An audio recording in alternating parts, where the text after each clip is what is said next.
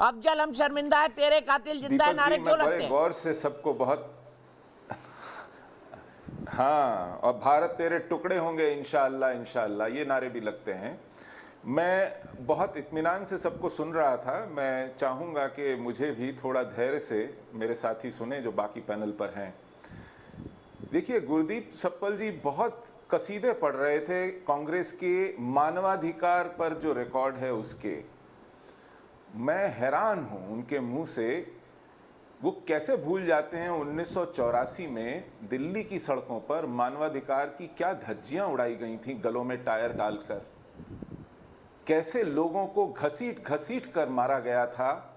और IK. Gujral, general Jagjit Singh Arora बार बार ड्योढ़ियों पर जाकर चिरौरी कर करके दया की, रहम की भीख मांग मांग कर थक गए। कहा आर्मी बुला लीजिए, 3 दिन तक आर्मी नहीं बुलाई गई।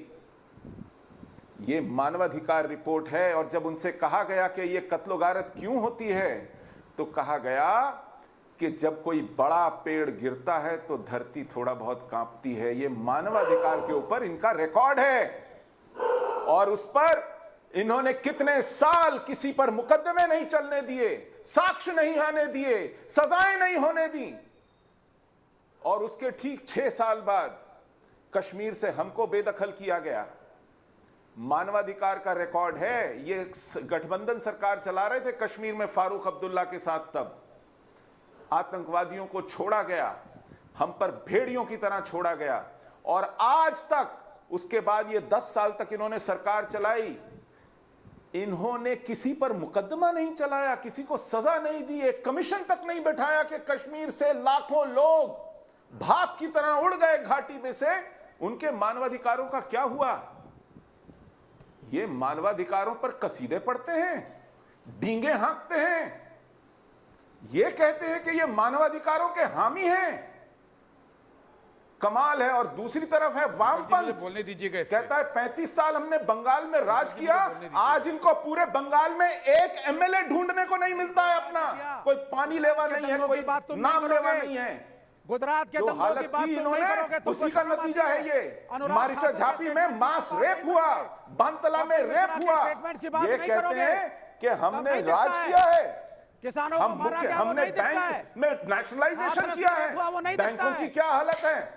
ये डींगे मांगेंगे, मुझे बोलने ये आज कसीदे पढ़ेंगे, डींगे मारेंगे। सुशील पंडित जी ने आप पर तीखे आरोप लगाए। आप कहा कि टायर बांध बांध के लोगों को जला दिया 1984 में आपने, और फिर उन्होंने कश्मीर की बात दोहराई। क्या कहेंगे इस पर आप? क्या उन लोगों के मानवाधिकार नहीं है? और उन्होंने वेस्ट बंगाल की बात कही। मैं सिलेक्टिव अप्रोच की बात इसलिए कर रहा हूं, वेस्ट बंगाल में बहुत पोस्ट पोल वायलेंस हुआ, आपके कांग्रेसियों को मारा गया, लेकिन कांग्रेस हाईकमान बिल्कुल खामोश है। उल्टा आपने ममता बनर्जी के खिलाफ कैंडिडेट भी नहीं खड़ा किया।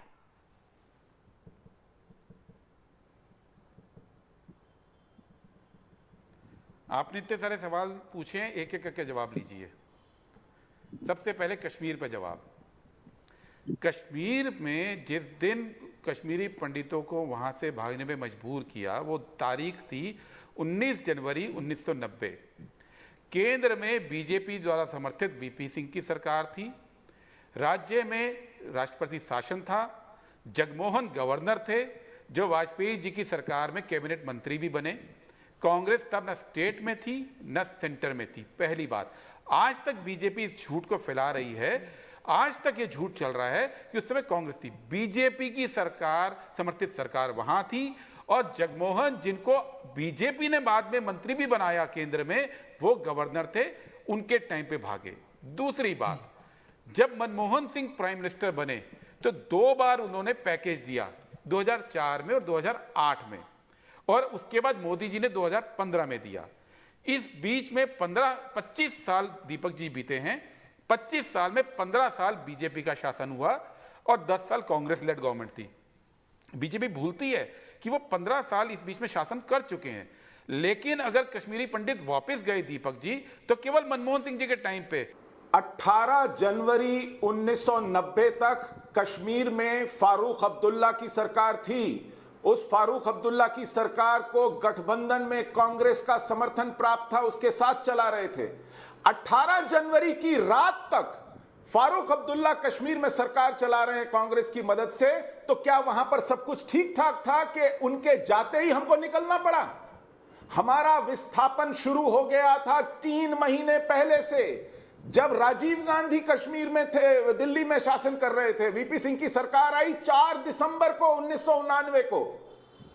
तो क्या आप कह रहे हैं कि एक ही महीने में यह पूरा काया पलट हो गया कि हमको जाना पड़ा? पहली हत्या श्री टीकालाल टपलू की 14 सितंबर 1989 में हुई। 1 दिसंबर को श्रीमान नीलकंठ गंजू की हत्या हुई। उसके बाद 28 दिसंबर को हमारे श्रीमान भट्ट की हत्या हुई। इस बीच में मुफ्ती मोहम्मद सईद की बेटी को अगवा कर लिया गया। या फारूक अब्दुल्ला की सरकार थी? आपको केंद्र राज्य में फारूक अब्दुल्ला की सरकार थी जो कांग्रेस के समर्थन से चल रही थी। कश्मीरी पंडितों तो ये सब हो रहा था कांग्रेस और नेशनल कॉन्फ्रेंस की गठबंधन सरकार की नाक के नीचे।